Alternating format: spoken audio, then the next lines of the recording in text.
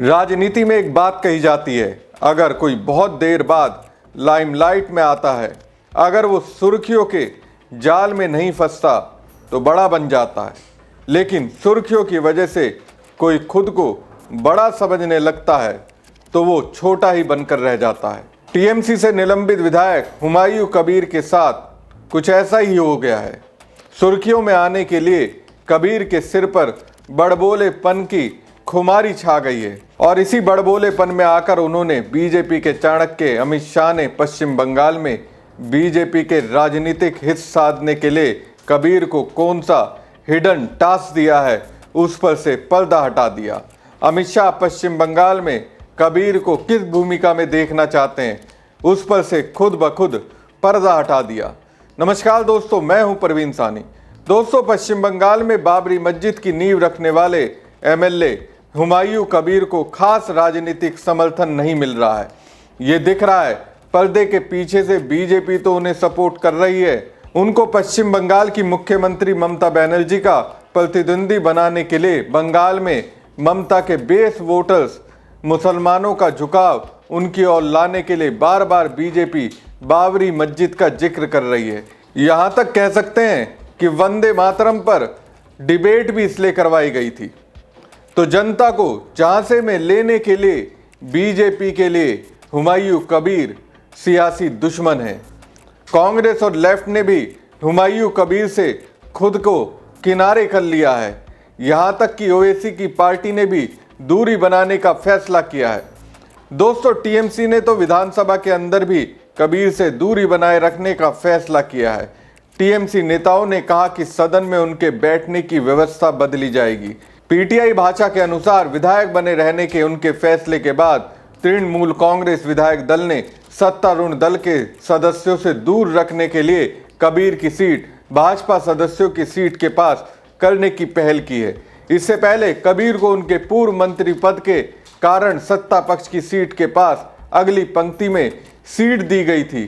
तृणमूल कांग्रेस के मुख्य सचेतक निर्मल घोष ने कहा कि पार्टी स्थिति पर कड़ी नजर रखी हुई है। उन्होंने बताया, निलंबित विधायकों को विधानसभा में बैठने की व्यवस्था पर फैसला अगले कुछ दिनों में लिया जाएगा। पश्चिम बंगाल विधानसभा के कार्यकाल की समाप्ति से पहले सदन का शीतकालीन सत्र और अंतरिम बजट सत्र की बैठक होने की उम्मीद है। तो देखिए, पश्चिम बंगाल की राजनीति में सभी पार्टियों के लिए हुमायूं कबीर अछूत हो चुके हैं। उन्हें कोई भी अपने पास फटकने नहीं देना चाहता है, लेकिन हुमायूं कबीर फिर भी खुश है। खुशी की वजह यह हो सकती है खुद कबीर नहीं चाहते हों बाकी पार्टी उन्हें घास डालें, क्योंकि उन्हें असल टास्क तो बीजेपी से मिला है। अगर कांग्रेस या सीपीएम उन्हें अपने साथ लेती है तो फिर वो जो करना चाहते हैं वो कर नहीं पाएंगे, बीजेपी के लिए कोई काम के नहीं रह पाएंगे। अब दोस्तों, हुमायूं कबीर ने अपनी राजनीति के लिए जो दावा किया है उससे ऐसा लगता है बीजेपी की ओर से यही टास्क कबीर को मिला है। दोस्तों, पश्चिम बंगाल में 27% मुस्लिम वोट बैंक टीएमसी को मिलता है। मतलब समझिए, एक मुश्त वोट मुस्लिम का ममता बनर्जी को जाता है। वो सत्ता में इसलिए आती हैं क्योंकि हिंदुओं के साथ मुसलमानों का एक तरफा वोट उन्हें मिलता है। अब इस पर हुमायूं कबीर कहते हैं, मैं नई पार्टी बनाऊंगा जो मुस्लिमों के लिए काम करेगी। 135 सीटों पर मैं उम्मीदवार उतारूंगा। ये गेम चेंजर साबित होगा। टीएमसी का मुस्लिम वोट बैंक खत्म हो जाएगा।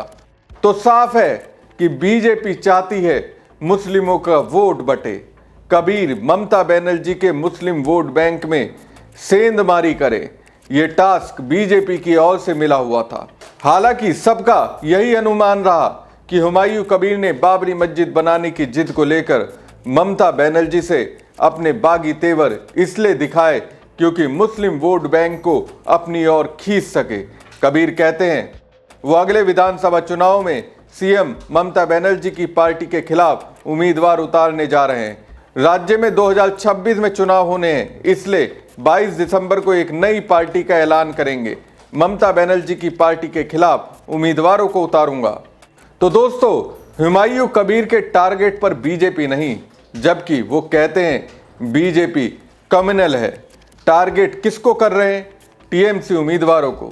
हुमायूं कबीर के मुताबिक टीएमसी सेकुलर है, फिर क्यों उनके उम्मीदवारों को हराने में लगे हैं? यही दोस्तों अमित शाह की ओर से कबीर को टास्क मिला है, जो खुद ही अपने बड़बोलेपन का शिकार होकर उगल रहे हैं। कबीर कहते हैं, चुनाव के बाद मैं किंग मेकर बनूंगा, मेरे समर्थन के बिना कोई भी सरकार नहीं बनेगी।